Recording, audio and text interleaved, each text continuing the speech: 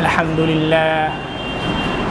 لله رب العالمين والصلاة والسلام على رسوله الكريم وعلى آله وصحبه أجمعين أما بعد فأعوذ بالله من الشيطان الرجيم بسم الله الرحمن الرحيم يا أيها الذين آمنوا كتب عليكم الصيام كما كتب على الذين من قبلكم لعلكم تتقون صدق الله العظيم وقال النبي صلى الله عليه وسلم للصائم فرحتان فرحة عند فطره وفرحة عند لقاء ربه أو كما قال عليه الصلاة والسلام۔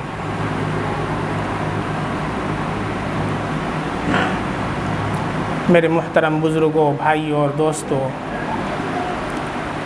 اللہ کا شکر اور اس کا احسان ہے کہ اس نے ہمیں یہ فضیلت والا ماہ صیام عطا کیا جس میں نیکیوں کی سیل لگائی جاتی ہے، جو تقوی حاصل کرنے کا سیزن ہے۔ یہ ماہ صیام تقوی حاصل کرنے کا سیزن ہے۔ جیسے کپڑوں کی سیل لگتی ہے، جوتوں کی سیل لگتی ہے، اسی طریقے سے اللہ رب العزت اس مہینے کے اندر مغفرت کی سیل لگاتے ہیں۔ گناہوں کی معافی کا اللہ کی طرف سے اعلان ہوتا ہے، رحمت کی بارش ہوتی ہے، اور ایک رحمت عامہ ہوتی ہے اور ایک رحمت خاصہ۔ رحمت عامہ اللہ کی طرف سے ہر انسان پر برستی ہے، حتیٰ کہ کوئی بستر پر سو رہا ہے پھر بھی اللہ کی رحمت حاصل کر رہا ہے، مسجد میں آ کر نماز پڑھ رہا ہے پھر بھی اس کو اللہ کی رحمت مل رہی ہے، کوئی اللہ کی رحمت سے محروم نہیں ہوتا۔ اسی وجہ سے دیکھتے ہیں کہ رمضان آتا ہے، لوگ کھینچے مسجدوں میں چلے آتے ہیں، اور اللہ کی رحمت کا اٹریکشن ہوتا ہے جو لوگوں کو مسجد کے اندر لے آتا ہے۔ لیکن مین پوائنٹ کی چیز یہ ہے کہ روزہ جو اللہ نے فرض کیا ہے، اس کا مقصد کیا ہے؟ آیا ہم اس پرپس کو اچیو کر پا رہے ہیں، یا صرف بھوک اور پیاس کے سوا ہمیں کچھ حاصل نہیں ہو رہا ہے؟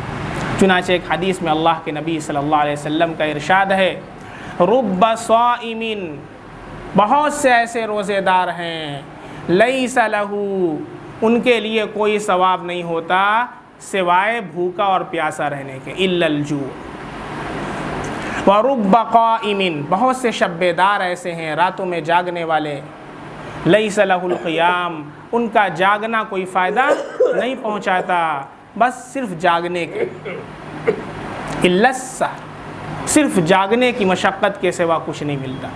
تو ہمیں اس پر غور کرنا ہے کہ اللہ نے جو یہ روزہ فرض کیا ہے، اس کا مقصد کیا ہے؟ خود اللہ رب العزت نے قرآن کریم کی جو آیت کریمہ میں نے خطبے کے اندر پڑھی ہے، اللہ تعالیٰ ارشاد فرماتے ہیں، یا ایہا الذین آمنوا کتب علیکم الصیام کما کتب علی الذین من قبلکم لعلکم تتقون، اے ایمان والو، تم پر روزے فرض کیے گئے جیسا کہ تم سے پچھلی امتوں پر فرض کیے گئے تھے۔ اس کا مقصد اللہ نے بیان فرمایا تاکہ تمہارے اندر اللہ کا تقوی پیدا ہو جائے۔ تو روزے کا مقصد اللہ نے کیا بیان فرمایا ہے؟ تقوی۔ اب یہ تقوی کس چڑیا کا نام ہے؟ چنانچہ اس کو بھی حدیث سے سمجھتے ہیں۔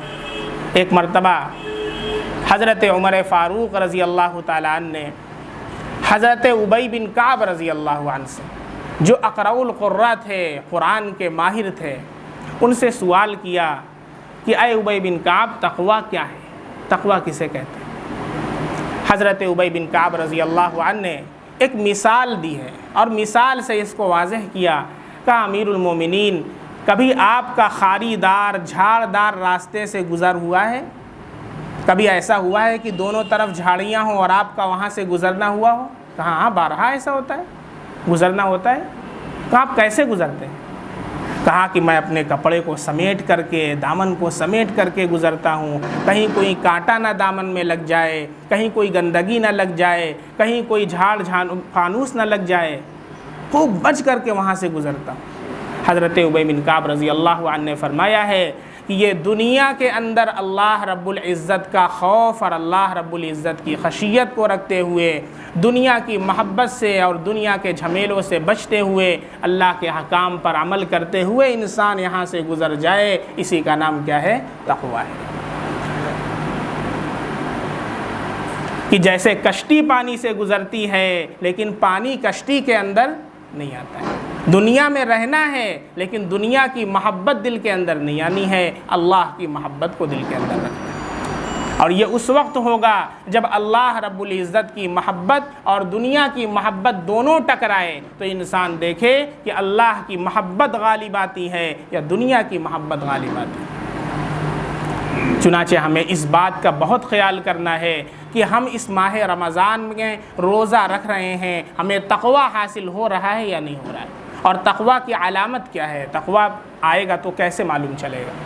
تقوی کی علامت یہ ہے، تقوی کی پہچان یہ ہے کہ تقوی جب انسان کی زندگی میں آتا ہے تو انسان گناہوں کو چھوڑ دیتا ہے۔ اب جیسے بہت سے روزے دار ہیں، ان کو بھوک لگتی ہے، شدت کی پیاس لگ رہی ہے، گرمی کا زمانہ ہے، کیا ایسا ہوتا ہے کہ کوئی کمرے میں جائے اور ایک گھونٹ پانی کا چپکے سے پی لے کہ کوئی دیکھ نہیں رہا ہے؟ ایسا کوئی نہیں ملے۔ حتیٰ کہ مائیں جو بچوں کو بھی روزے رکھواتی ہیں، اس بچے کو بھی جب پیاس لگتی ہے تو ماں اس کو دھیرے سے کمرے میں لے جاتی ہے اور اسے کچھ دیتی ہے کہ بیٹے کوئی دیکھ نہیں رہا ہے، کھا لے، تو بیٹا کہتا ہے اس موقع پر کہ اللہ دیکھ رہا ہے۔ وہ بچہ بھی کہتا ہے کہ اللہ دیکھ رہا ہے۔ میرے بھائی، اللہ جو دیکھ رہا ہے کہ ہم اگر کھائیں گے اللہ دیکھ رہا ہے، ہمارے پینے کو اللہ دیکھ رہا ہے، تو کیا اللہ رب العزت ہماری گناہوں کو نہیں دیکھ رہا؟ ہماری بدنظری کو نہیں دیکھ رہا؟ ہم رشوت جو لے رہے ہیں اللہ اسے نہیں دیکھ رہا ہے؟ اللہ اسے بھی دیکھ رہا ہے۔ تو جیسے ہم ان دونوں چیزوں میں بہت ریجڈ نہیں، ایک گھونٹ نیچے نہیں اتار سکتے، کیوں بھائی؟ اللہ دیکھ رہا ہے۔ یہی حال ہمارا زندگی کے ہر شعبے کے اندر ہو جائے تو اللہ فرشتوں کو ہم سے مصافحہ کروا دے۔ بندہ اس معیار کو جب پہنچتا ہے، تقوی کی اس درجے کو پہنچتا ہے، تو پھر اللہ کی محبت اسے مل جاتی ہے، اللہ کا ولی بن جاتا ہے، اللہ کا دوست بن جاتا ہے۔ قرآن میں اللہ کا ارشاد ہے، ان اولیاؤہ الا المتقون۔ یہ نہیں کہا اللہ نے ان اولیاؤہ الا المصلون، اللہ کے دوست وہ ہیں جو نماز پڑھتے ہیں، ان اولیاؤہ الا القارئون، اللہ کے دوست وہ ہیں جو قرآن پڑھتے ہیں، نہیں، اللہ کے دوست وہ ہیں کہ جو گناہوں سے بچتے ہیں۔ اس کو یاد رکھیں۔ اب شیطان ہمارے پیچھے لگا ہوا ہے اور شیطان قید بھی ہو گیا، تو سب سے بڑا جو شیطان ہے جس نے شیطان کو بھی بہکایا ہے وہ نفس امارہ ہے جو ہمارے ساتھ ہے۔ 13واں پارہ پہلی آیت پڑھیے، وَمَا أُبَرِّئُ نَفْسِي إِنَّ النَّفْسَ لَأَمَّارَةٌ بِالسُّوءِ۔ حضرت یوسف علیہ السلام کا جملہ ہے یہ، ان النفس لامارۃ بالسوء۔ یہ جو نفس ہے یہ ہمیشہ برائی کی طرف ہم کو لے جاتا ہے، کنٹرول کرنا ہمارا کام ہے۔ اللہ نے یہ جو رمضان دیا ہے، اس رمضان کے اندر بھوکا رکھ کر کے، پیاسا رکھ کر کے اللہ اس نفس کو ادھمرا کر دیتے ہیں۔ یہ دشمن بہت خطرناک ہے، اس سے کوئی جیت نہیں سکتا، لیکن جب دشمن کمزور ہو جاتا ہے تو پھر کمزور کا سینہ بھی تن جاتا ہے۔ تو اللہ رب العزت نے آدھا کام تو ہمارے لیے آسان کر دیا کہ بھوکا اور پیاسا رکھ کر کے ہمارے نفس کو ادھمرا کر دیا ہے۔ اب اس کو کچلنا یہ سب سے بڑا جہاد ہے۔ جس نے نفس سے خواہشات نفسانی کے خلاف اپنے اوپر کنٹرول کر لیا ہے تو اس نے نفس کے خلاف جہاد کو جیت لیا ہے۔ اب ہمیں یہ دیکھنا ہے کہ رمضان کا مقصد حاصل ہو رہا ہے یا نہیں ہو رہا ہے، یہ تقوی ہماری زندگی میں آ جائے۔ اس لیے اللہ نے رمضان کا روزہ دیا ہے کہ جیسے رمضان میں ہمیں اللہ کا استحضار ہے کہ کھائیں گے تو اللہ دیکھ رہا ہے، پئیں گے تو اللہ دیکھ رہا ہے، ایسے ہی زندگی کے ہر شعبے میں، اور صرف ماہ رمضان میں نہیں، رمضان کے بعد پورے 11 مہینے، پورے سال اللہ کا اسی طرح استحضار ہو کہ اللہ دیکھ رہا ہے۔ اور جب یہ کیفیت پیدا ہو جاتی ہے تو پھر بندہ اللہ کے قریب ہو جاتا ہے، اللہ کا قرب حاصل ہو جاتا ہے۔ پھر کیا فائدہ ہوتا ہے؟ اللہ قرآن میں ارشاد فرماتا ہے وَمَن يَتَّقِ اللَّهَ يَجْعَل لَّهُ مَخْرَجًا، جو متقی بن جاتا ہے اللہ اس کے لیے ہر تنگی کے اندر راستہ نکال دیتے ہیں۔ کبھی ایسا ہوتا ہے کہ انسان سوچتا ہے اب کیا ہوگا، اتنی پرابلمز، ایسے پرابلمز کے اندر اللہ اس کے لیے راستہ نکالتا ہے۔ وَمَن يَتَّقِ اللَّهَ يَجْعَل لَّهُ مَخْرَجًا، اللہ کا وعدہ ہے۔ اور آگے اللہ ارشاد فرماتا ہے وَيَرْزُقُهُ مِنْ حَيْثُ لَا يَحْتَسِبُ، گھر میں کھانے کو نہیں ہے، 6 مہینے سے جاب پر ہے، سیلری نہیں مل رہی ہے، ایسے میں کوئی بندہ ہے اسے رشوت دے رہا ہے، لیکن وہ رشوت نہیں لیتا اس لیے کہ اللہ دیکھ رہا ہے، تقوی دل میں آ چکا ہے۔ اب اللہ کیا کرتا ہے؟ اب اللہ کا وعدہ آتا ہے، اللہ کا وعدہ اب پورا ہوتا ہے۔ اللہ کہتا ہے وَيَرْزُقْهُ مِنْ حَيْثُ لَا يَحْتَسِبُ،